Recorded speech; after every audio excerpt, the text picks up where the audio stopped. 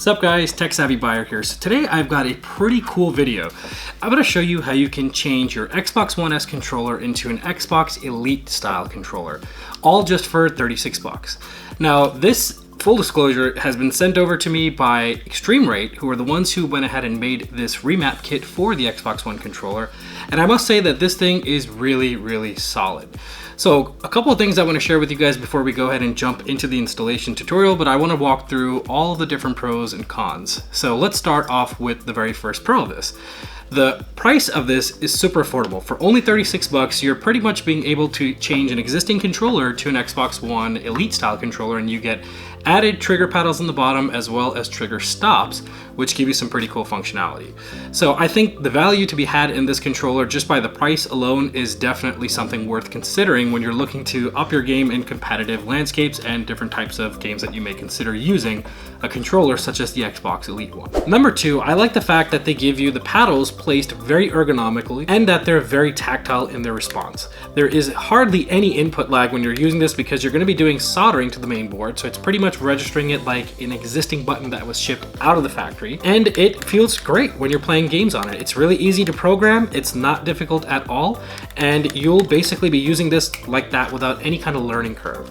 The last thing I really like about this is that they also include trigger stop functionality on this. So you can adjust the trigger depth of when you press the right trigger and the left trigger. That way if you're playing first-person shooters or third-person shooter games, you can be more responsive and get that extra edge against your competitors when you're playing games like that. Now those are pretty much the pros. I think overall it's a great kit, really affordable, and it is very useful for when you're playing. Now the cons, I'd like to say there's really two, and it really depends on the person who's watching this video if you guys deem this as a con or not. Number one is the installation process. This is a very challenging, very difficult process, and you need to have some level of soldering. If you don't know how to solder, and if you've never done soldering before, I would not take the risk of trying it for the first time on a controller like this, because a lot of the things that you're going to be doing are very small, very fine, and you can easily mess it up. So if you want to turn your $60 controller into a dud, by all means go ahead and follow this tutorial and hope that you don't screw up. Second, although the placement of the paddles are great, I did find myself accidentally pressing them quite a bit because the weight of my fingers would be enough to just accidentally squeeze them. Now this may just be a personal thing, or it may not be, something that's applicable to all of you guys, but I wish that they were in a little bit of a different spot or they were a little bit more tough to press, let's call it. That way I wouldn't accidentally press it as often. That's one issue that I had. Now one last thing before we jump into the tutorial, you need to make sure that your Xbox One controller is a Model S or a Model X based controller, meaning it has to be one of the newer controllers that are out. So if you have an old school controller that came out with the original Xbox that does not have the 3.5mm jack up front, this is not going to work with that. And the only way to verify is that you have to have a model 1708 controller. So if you lift up your battery pack in the back and remove your batteries, you're going to see the model number there. It should say 1708. Aside from that, if you guys figure that you don't want to do soldering and you kind of just want to avoid all this stuff, they do sell another kit for the Xbox One, but it doesn't give you added paddles. What it actually does is give you trigger stops. So you're going to be doing something similar. You're going to open it up and you're going to install the triggers like we did inside this tutorial, but there's going to be no soldering whatsoever, and that may be a little bit easier for some of you folks that want to avoid soldering, or you're just looking for the trigger stop functionality. But that is pretty much about it. So let's go ahead and jump into the tutorial coming up.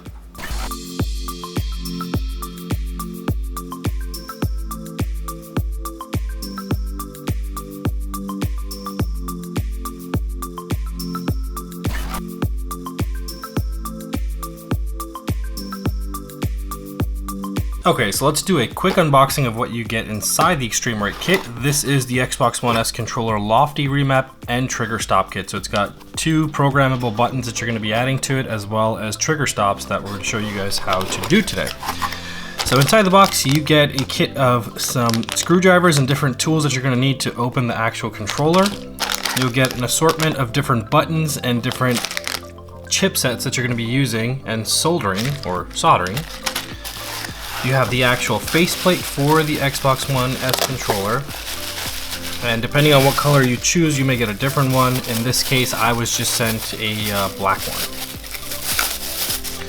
It's a matte black finish with the battery cover side, and we also get two textured grips that go on the side of those controllers, and I'll show you guys what this is for as we continue to unbox.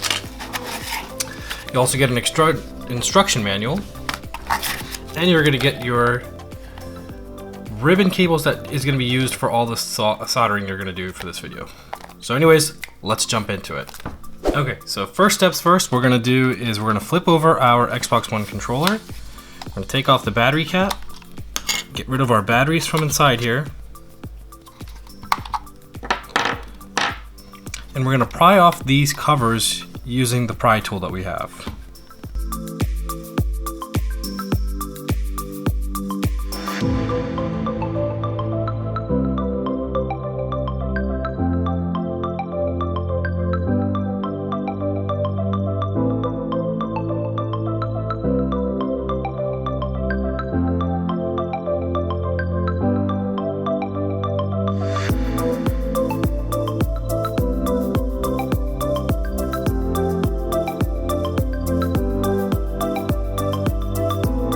Alright, once you have the covers removed, batteries out, and the side grips off, you're going to take off 5 screws. Now there's one in the center, it's hidden behind this actual sticker here, so you just have to poke through it and you'll see it. You're going to use the star-shaped, I think this is a T6 screwdriver, I'm not sure exactly, but I'll confirm in the details for you. You've got this screw here, and you've got this one here, and this one here. So 5 screws in total, we're going to go ahead and remove those.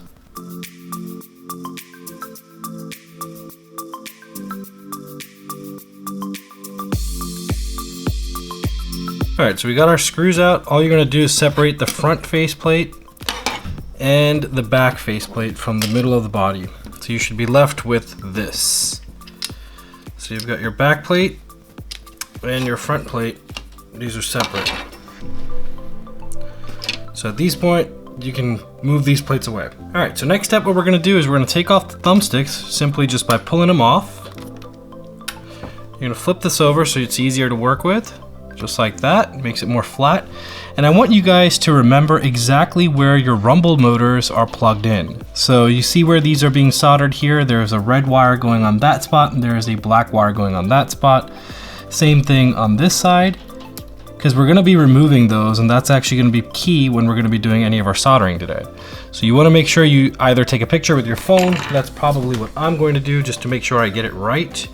So I'm just gonna take a picture with my phone.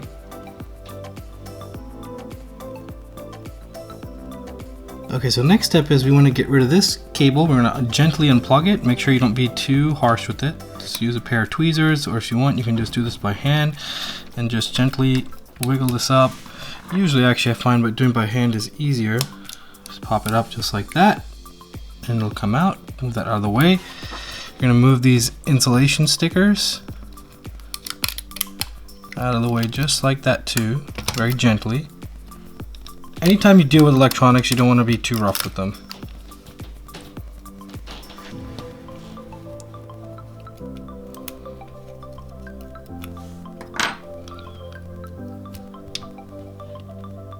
Alright, next step is we're going to grab our soldering iron and we're going to remove these cables here ever so gently. That's why we take a picture of them, because we don't want to forget where they are. So grab your soldering iron, make sure it's at 400 to 450 degrees Fahrenheit, and you're just going to gently touch on these spots.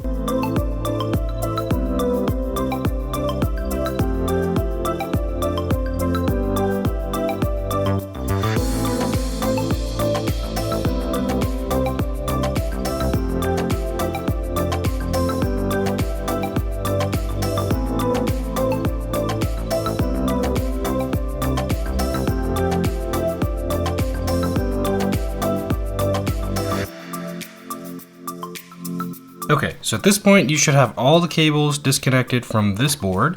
You should have your motors removed. Very simple. I know it can be intimidating, but it should be pretty easy to do. Next, what you're going to do is you're going to take off these 2 screws there with this screwdriver.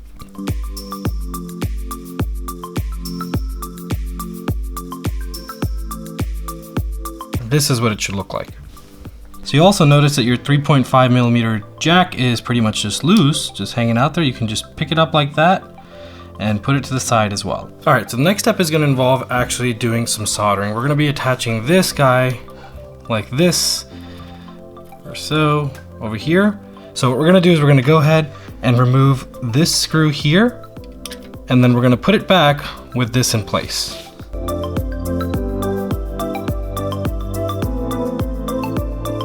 You just wanna make sure that everything lines up correctly before you tighten anything up.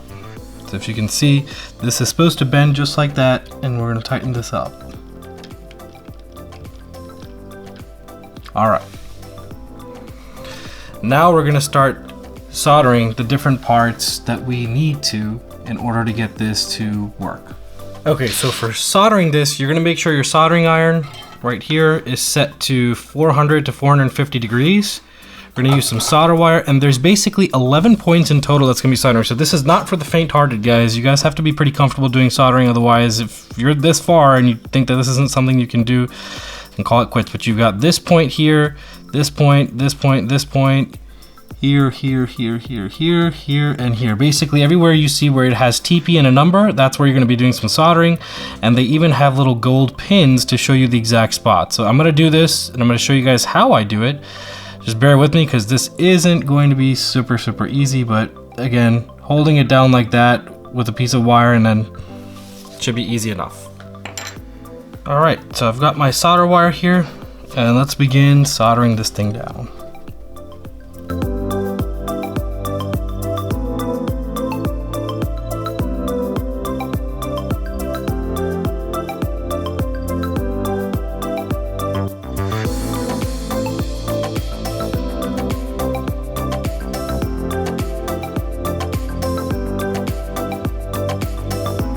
Okay, so when it's complete, this is what it should look like. You should have individual dots between every one of them, and it should be pretty secured to it. So what I did, just to make sure everything was tight, I went back in later on, just kind of pressed the paper down and used my soldering iron and just kind of pushed it in to make sure it was secured to the board.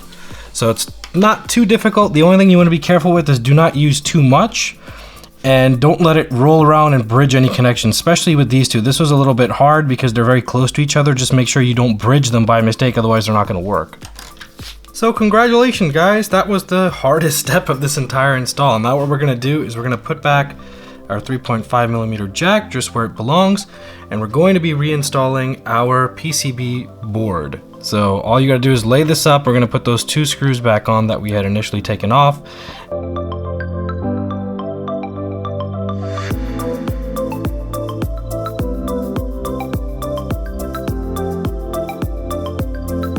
Alright, so the next step is we're going to use our next lofty ribbon cable here, and we're going to install this. Now what I've done is I've pre-installed some double-sided tape. You can get this pretty much anywhere. Just make sure you use this, because this part is going to be a little bit difficult to hold it down, and we're going to be soldering this as well. So it's actually easier, and there's a lot less that you need to solder than the last one we just did, but you still need to be mindful and make sure that you don't damage anything and line this up correctly. So the whole point of this is so that it stays on there. So I'm gonna align it, and then I'll show you guys what it looks like. All right, so I have the board ready to install. Here's a piece of double-sided tape right here, here, and here. So I used it because we're gonna be soldering about 7 points here. So 1, 2, 3, 4, 5, 6, not 7, but 6 different points are gonna be soldered here, and you need to keep them close. So these guys here, this one, this one, this one, and this one. So it should be pretty straightforward and easy. Let's go ahead and do that.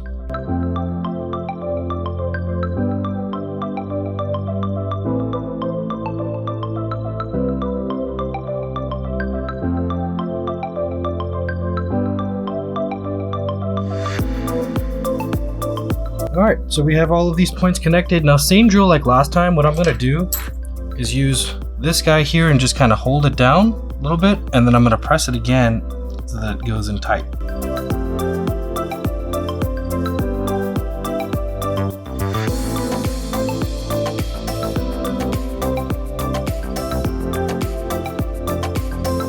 Okay, the next thing we're gonna do is we're gonna take this ribbon cable, we're gonna flip it upside down like this, and plug it into this guy right under it. You see this little black thing? So the first thing we need to do is open that cap of the black guy right here, and then we'll put this inside there. So just be gentle. Remember, ribbon cables are always the toughest challenge. If you destroy this, that is pretty much the end of your entire install, so be careful with it. Okay, so once installed, this is what it should look like. This was very hard, guys. I basically had to use this tweezer here and hold it in place and then get another screwdriver and press this cap back on. So it takes two hands. Be a little patient. Don't get, upset if you can't do it right away, but you'll be able to do it. All right, so hopefully at this point, we've pretty much done all of the major soldering that we need to do. Now what we want to do before we start and closing everything back up is we want to test it. So they include this tester board, and this tester board has a series of all the different points that we've been connecting. So it'll say TP whatever, then the corresponding numbers are for what we just installed. Now you're going to plug this cable into here, and at the same time what you're also going to do is you're going to plug in a micro USB cable into the top of your Xbox One controller. You're going to power it on, and we're going to see if it's still live and working with all the lights that test out. If there's any lights that are not glowing on this, that means those connections are not done correctly, and we're going to have to go back and recheck those connections. So let's plug this in and check it out. Okay, so as you guys can see, I have this plugged in and every LED is actually glowing now. So in the testing, all my solder points are correct. There's no problems, nothing we need to worry about, no bridges, nothing of that nature. So at this point, you can move on to the next step. Now, in case if there were any lights that were not lighting up, you'd have to go back to those points, and there's the indicated different solder points written on it. So for example, it says up here TP1, TP11, TP41, or whatever it says. Those are corresponding on the actual board itself that you've been soldering. Okay, so next step is we're going to reconnect our rumble motors to the spots where we took them off from, and the gray and black wires. And remember that picture we took? You're going to make sure you pull that up so that you're able to actually see what it is that you're doing. Okay, so I got my gray and black wire reconnected on each side. If you need to use a little bit more solder, just go ahead and drop a little bit. I had lost some in the process, so I just dropped a little bit on each side. Make sure they're nice and secure. Now what we're going to do is we're going to connect our rumble motors and do the same process.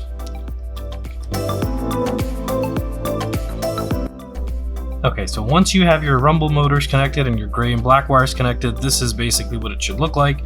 Pretty straightforward. This wasn't too hard. Just make sure you have enough solder on there, because if you don't, then it can become a pain to get it connected. But pretty easy, just be gentle. Now let's move on to the next step. All right, so for the next part, what we're gonna do is we're gonna be installing the trigger stop. So you should have gotten these gold little pins. You can see these here, and they're distinguished from left to right. So this one is the right kit. I'll move this out the way. And this one is the left. So those little things should be sticking up.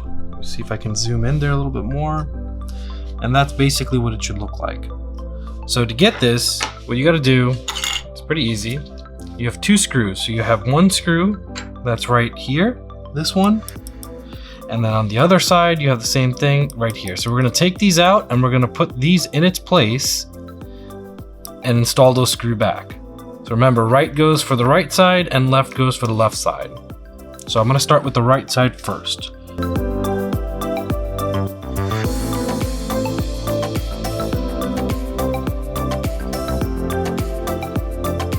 Okay, so this is what one of them is going to look like once it's installed. This guy is coming up and clipping into right there. That's how it should look. Now I'm going to do the same thing for the other side. Alright, so if you've been following along good so far, this is what your Xbox One controller should look like. You should have the trigger stop pins, the gold pins right there, installed on each side. I have one here too. Let's give you a look of how it looks. Top pin is connected inside here. Alright, next thing we can do is the signal cable here. You can go ahead and reconnect it to this guy right here, where it's supposed to go. So I'll zoom in so you can see exactly where it goes, but essentially we are putting it onto this little cap right there. This is usually pretty easy, just line it up and push down on it. See, that's connected. Okay, for the next step, what we're gonna do is we're gonna take out the battery bracket, this metal spring here, from the original back cover of the Xbox controller, and we're gonna move it into our modded one. So this is the one that came with the kit, and all we're gonna do is remove that stuff and put it into here. It's pretty simple to take this out. You flip the controller over. I'm gonna zoom in so you guys can get a better look at this. But essentially what we're doing is we're just taking this guy out. So here's the piece, here's our modded side, and this is the left side of the back. You're gonna take this, you're gonna fold it over, and you're literally just going to press it down like that until it gets in the clips here. So it may take a little bit of articulating, but there they are, installed in. And they should be popping up on this side also, just like that. So now your modded controller has the battery bracket in there. Our next step is we're going to install our trigger stops into our modded back controller. So for that, what you're going to need is these parts here. It's actually pretty simple. This part is not difficult at all. We have an HK4, an HK3, 2 springs, 2 lock washers, and 2 screws. These are all going to go straight inside here into the case right here in the modded back, and I'm going to show you exactly how this works. So I'm going to zoom out a little bit so you guys get a better view. I'm going to push all this stuff kind of aside like that. Let's bring this into frame. Now the way to put this in is pretty simple. You want to kind of slide it at an angle like that so it fits under its tabs and lock it in just like that. See? Goes just like that, pretty straightforward. Next, what you want to do is you want to put a spring on top of it so it sits in there like that. You're going to take your screw, make sure you have the smaller screwdriver that fits in it. You're going to grab a washer, if you can get it. Pass it through the washer just like so, and you're going to screw this right in the center of that screw hole.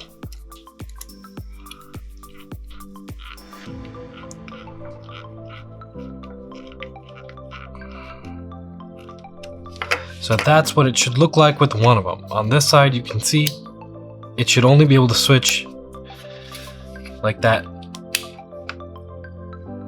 Okay. So we're going to repeat the same thing for this side.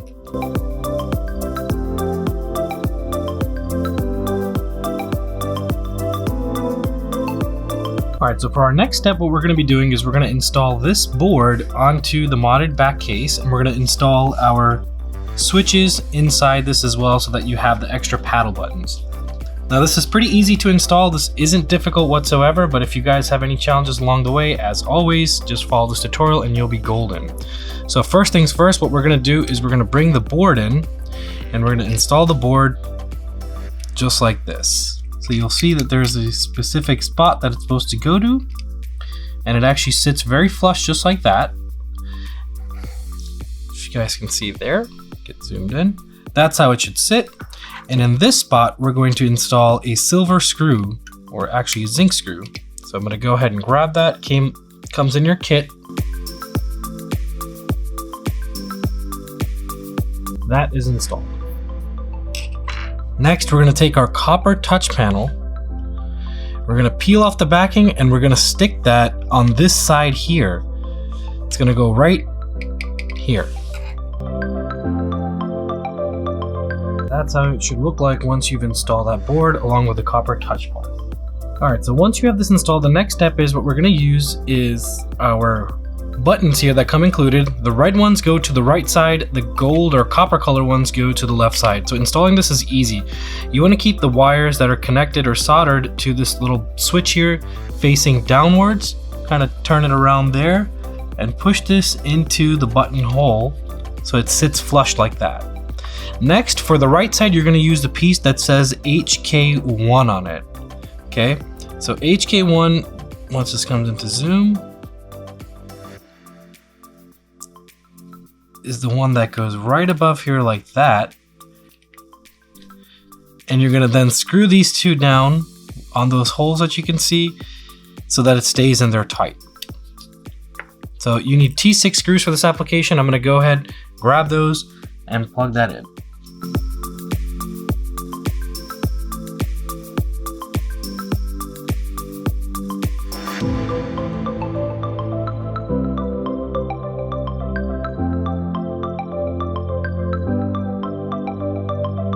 Okay, so once you have everything installed, these two should be placed just like that. And on the back, you can see our buttons are now in place. So let's move on to our next step. So we are towards our final part of the install. What we're going to be doing is we're going to be closing everything back up. So we need our middle part where we did all our soldering on. We need our front shell, or sorry, that's the back one. We need our front shell. We're going to need the back one that we were using, and we'll need our thumbsticks as well. So let's start off with number one. What we're going to have to do is we have to put the back part just like this onto our existing one. Typically what I find easier to do is for you to go in like that. Now before we put this inside there, what we're going to make sure we do is we have to connect this cable with the black side facing up into this ribbon part here. Once that's connected, then you're pretty much ready to go. So let's go ahead and begin that step now.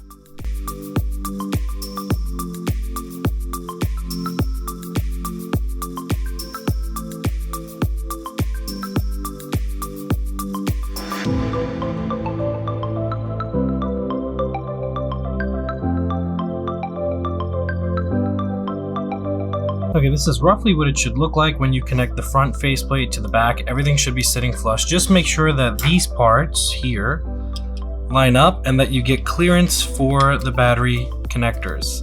So as you put the faceplate on, it's going to tighten up. The next step you want to do is make sure you connect your joystick caps. So go ahead and put those on, because you won't be able to install those after. And now you can go ahead and connect the front faceplate. Now that you have that on side, you're going to flip it over to the back, and we're going to start screwing in those same screws that we took out, those 5 screws. So one here, here, here, here, and here. So let's go ahead and do that step now.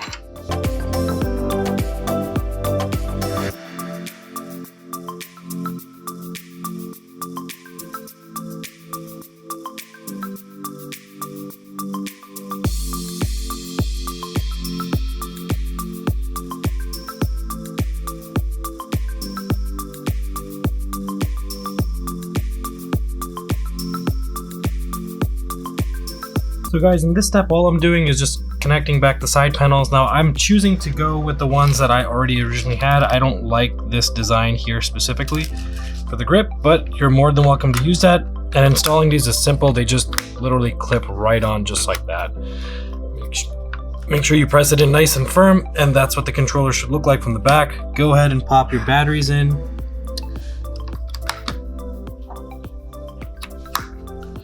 And close that part up as well. And here is our finished product. We have to connect these these button covers as well. But so far, this is what the controller looks like after it's complete. You've got some stops on the back like that, and you've got some buttons on the bottom as well. And this is what the actual finished product looks like. So we got everything closed up. We've got our button caps installed on here. These were a little bit tricky. K1 goes on the left side of the back, K2 goes on the right side, and all you have to do is just kind of press it in really hard. They feel weird if you try to press them, like use them as a button, the tactile feeling, but when you're holding it in your hand like this and your middle finger is actually resting on it like that, they feel very comfortable to press and they stay tactile. So if you can hear it, that's how they sound. So congratulations, you have just successfully installed a remap kit in your Xbox One controller. And that was the process. So as you guys saw, it was pretty intense. It was not easy, like I mentioned. Definitely a lot of areas where you can screw something up and break your controller, or just in general, not have it functioning all the way. But I will say, if you do have basic skills on how to do soldering, it isn't super hard. You'll be able to manage it. So if you guys want to purchase this kit, I will leave links in the description below for you guys to go ahead and check out. You can grab it off of Amazon. Don't forget to use my discount code. It's called TSB10. It'll save you an additional 10%, which will get you down to the $36 price. Otherwise, I believe it does retail for $38.99. Now, if you guys have any other questions regarding this, and if you have any troubles, don't hesitate to reach out to me. I'll do the best I can to give you guys the level of support that you need, and you should be pretty much fine. Well guys, that's pretty much the end of this video. I appreciate you guys sticking through to the end. As always, thank you very much for that. And if you guys are new to my channel, do consider subscribing and leave a like while you're here. I'll always be posting new content, and don't forget to click on that notification bell so you guys are aware when I'm putting up new content. But as always, stay smiling, and I'll see you guys on my next one. Take care and bye-bye.